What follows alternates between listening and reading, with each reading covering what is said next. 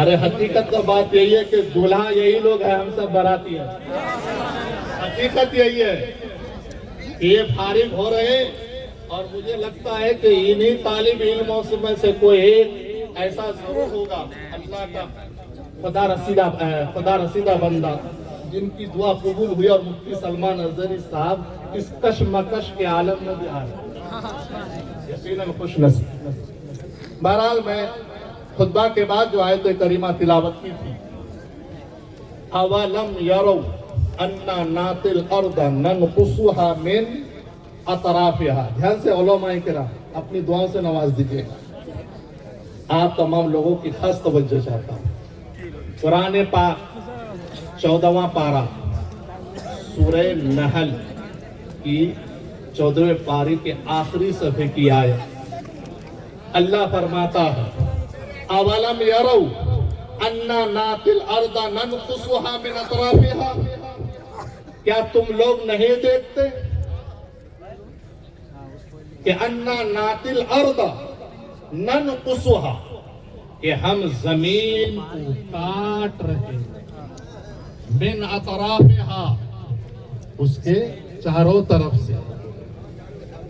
Mic کو کیا ہوا؟ آپریٹر صاحب آپ کا مائک تو اچھا چل رہا تھا. اولم دھیان سے سنیے گا علماء کرام. اولم یرو انا ناتی الارض ننقصها من اطرافها. کیا تم نہیں دیکھتے کہ ہم زمین کو کاٹ رہے ہیں، زمین کو چھاٹ رہے ہیں، من اطرافها چاروں طرف سے. اللہ فرماتا اور جھنجھوڑ کر فرمایا علم یرو کیا تم نہیں دیکھتے کہ انا ناتی الارض ننقصها من اطرافها کہ ہم زمین کو کم کر رہے ہیں ان کے چاروں طرف سے. علماء کرام خاص توجہ فرمائیں. حالانکہ زمین کا جو رقبہ شمال جہاں پہلے تھا آج بھی وہی ہے، مغرب جہاں پہلے تھا آج بھی وہی ہے، دکن جہاں پہلے تھا آج بھی وہی ہے، اتر جہاں پہلے تھا آج بھی وہی ہے. شہر جنر کا جغرافیہ اور حجم جتنا پہلے تھا آج بھی ہے. تو پھر یہ نقد ارض یعنی زمین کو کاٹنے سے کیا مطلب کہ ہم زمین کو کاٹ رہے ہیں، زمین کو چھاٹ رہے ہیں، زمین کو کم کر رہے ہیں. یہ نقد ارض کا مطلب کیا ہوا؟ زمین جتنی تھی آج بھی اتنی ہی ہے. زمین تو کٹ نہیں رہی ہے، زمین تو کم نہیں ہو رہی ہے. پھر یہاں نقد ارض سے کیا مراد؟ زمین کٹ رہی ہے اس سے کیا مراد؟ زمین کم ہو رہی ہے اس کا کیا مطلب ہوا؟ تو یاد رکھیے، اٹھائیے تفسیر ابن کثیر، اٹھائیے تفسیر ابن کثیر، اٹھائیے تفسیر طبرانی. ان دونوں تفسیر کی کتابوں میں جو معتبر تفسیر کی کتاب مانی جاتی ہے، اور ان دونوں تفسیر میں حوالہ ہے جن کا، جن کو دنیا راس المفسرین حضرت عبداللہ ابن عباس کے نام سے جانتی ہے، ان کے حوالے سے اس آیت کی تفسیر میں لکھا ہوا ہے کہ زمین کا کم ہو جانا اس کا کیا مطلب ہوتا ہے؟ زمین کا کٹ جانا اس کا کیا مطلب ہوتا ہے؟ زمین جتنی پہلے تھی آج بھی اتنی ہی ہے، پھر زمین کم ہو رہی ہے اس کا کیا مطلب؟ تو تفسیر ابن کثیر اور تفسیر طبرانی میں لکھا ہے اے ذہابو فقہائہا وعلمائہا کہ زمین سے فقہا کا اٹھ جانا، علماء کا اٹھ جانا، یہ ہے زمین کا کٹ. اور ایک حدیث میں ہے ہوا موت العالم، عالم کا انتقال ہو جانا، یہ ہے زمین کا کٹ جانا. یہ ہے زمین کا نقد ارض سے مطلب ہے، یہ ہے زمین کا گھٹ جانا. یہیں سے بات سمجھ میں آئی کہ کسی عالم کا انتقال ہو جانا یہ زمین کا گھٹ جانا ہے، زمین کا کٹ جانا ہے، زمین کا کم ہو جانا ہے. یہیں پر یہ بات بھی سمجھ میں آئی کہ کسی نئے عالم کا پیدا ہو جانا یہ زمین کا اضافہ بھی ہے، یہ زمین کا بڑھ جانا بھی ہے.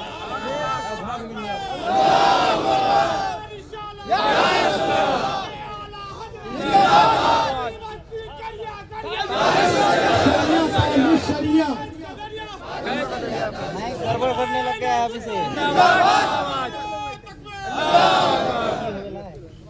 دنیا میں بڑے بڑے کالج ہیں, دنیا میں بڑی بڑی یونیورسٹیاں ہیں, جہاں سے پڑھ کر کوئی انجینئر بن کے نکلتا ہے, کوئی ڈاکٹر بن کے نکلتا ہے, کوئی افسر بن کے نکلتا ہے, کوئی پروفیسر بن کے نکلتا ہے. مگر دنیا کے سارے یونیورسٹی اور کالج سے فارغ التحصیل زمین کے چپے میں 1 انچ کا اضافہ نہیں کر سکتا ہے. مگر دارالعلوم غوث اعظم سے جو یہ 18 بچے آج نئے عالم اور حافظ بن کر نکل رہے ہیں, اس کی وجہ سے کروڑوں میل زمین میں اضافہ ہوتا چلا جائے.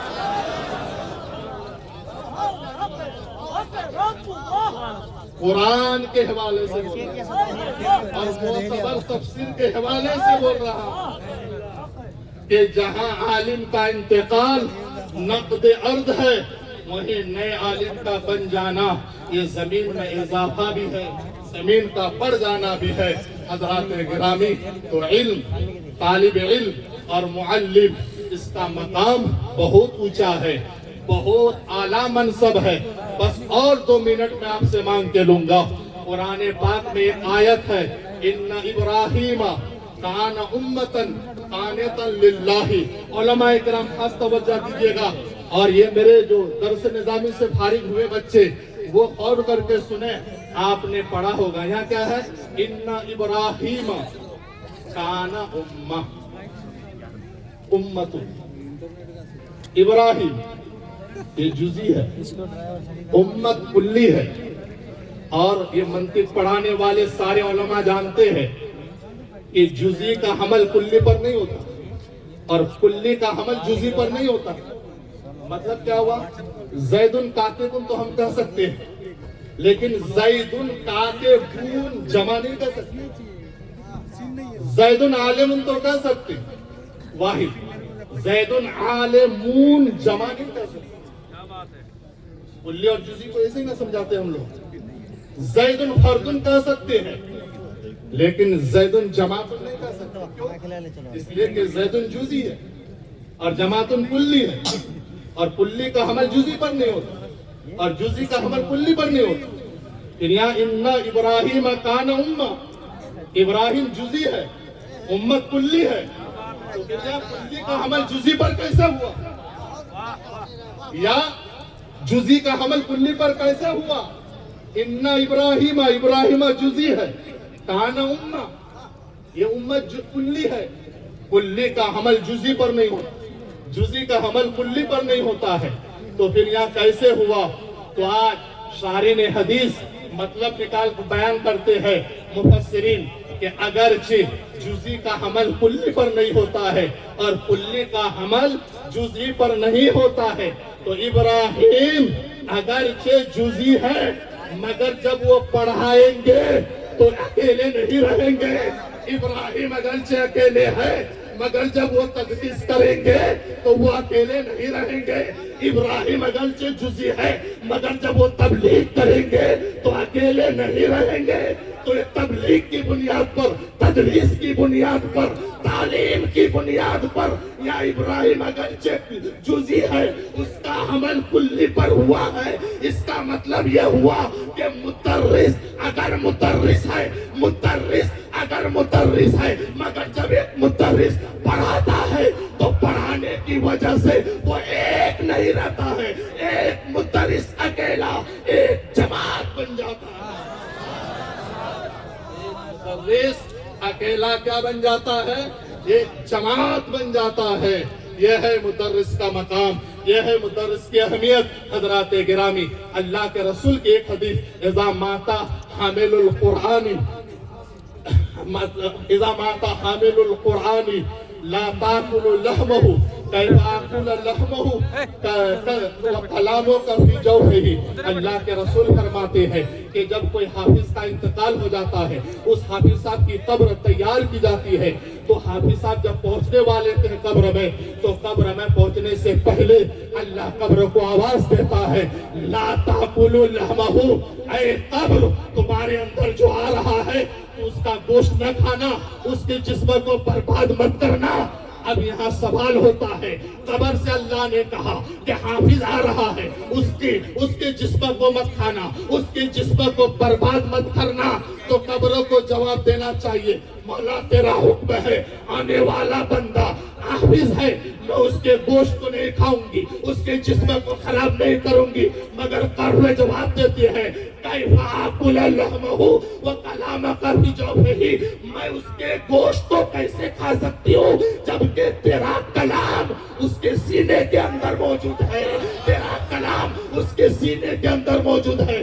اس کا مطلب یہ ہوا کہ قبر کو بھی یہ معلوم ہے کہ میرے اندر آنے والا آ رہا ہے تو حافظ قرآن ہے، میرے اندر آنے والا آ رہا ہے تو عاشق رسول آ رہا ہے، میرے اندر آ رہا ہے تو رسول سے محبت کرنے والا آ رہا ہے۔ وآخر دعوانا سبحان اللہ، سبحان اللہ،